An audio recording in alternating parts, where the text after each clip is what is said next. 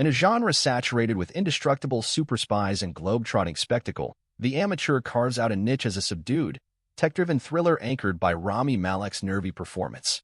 Directed by James Hawes, the film follows Charlie Heller, a CIA cryptanalyst whose life unravels when his wife, Sarah Rachel Brosnahan, is killed in a London terrorist attack. Denied justice by his agency, Charlie weaponizes his access to classified intelligence, blackmailing his superiors into training him for a solo mission of vengeance. What unfolds is less a high-octane action romp than a character study of a man navigating the moral quagmire of retribution, blending cerebral tension with sporadic bursts of violence.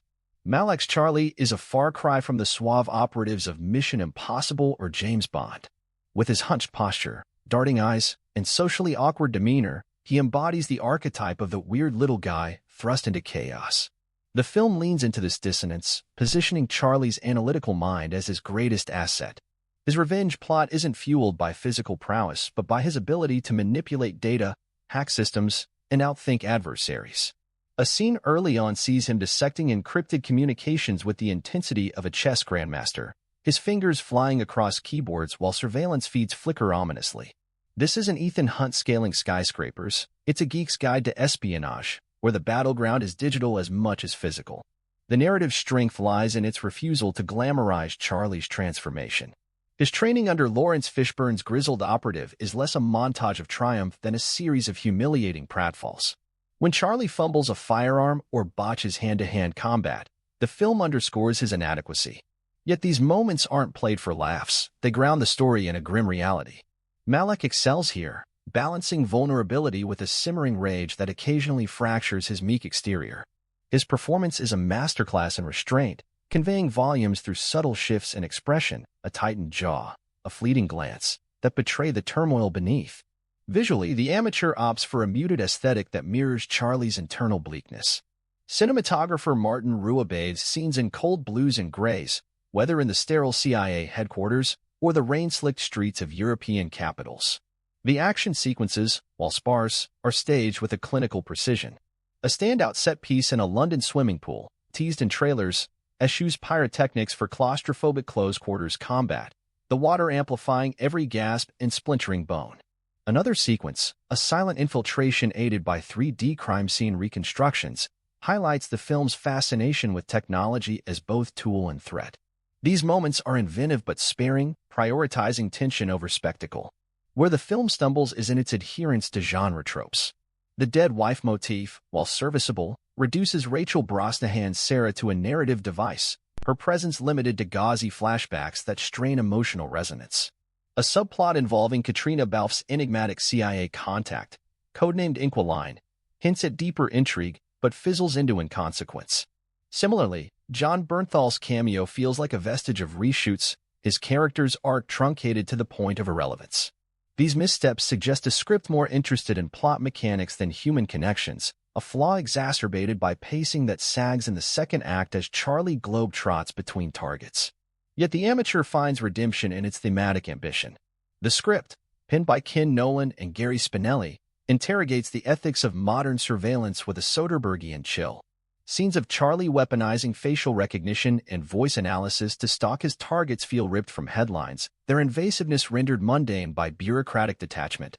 The CIA's complicity, embodied by Holt McCallany's steely director Moore, isn't cartoonish villainy, but a pragmatic calculus of realpolitik. When Charlie confronts a high-ranking official over collateral damage, the exchange crackles with moral ambiguity, challenging the viewer to question where justice ends and vengeance begins. Fishburne's Henderson serves as both mentor and foil, his world-weariness contrasting with Charlie's brittle idealism. Their dynamic evolves from mutual distrust to uneasy alliance, though the film wisely avoids sentimentalizing their bond. Henderson's pragmatism, embodied in a monologue about the currency of secrets, underscores the cost of Charlie's mission, not just in lives but in soul.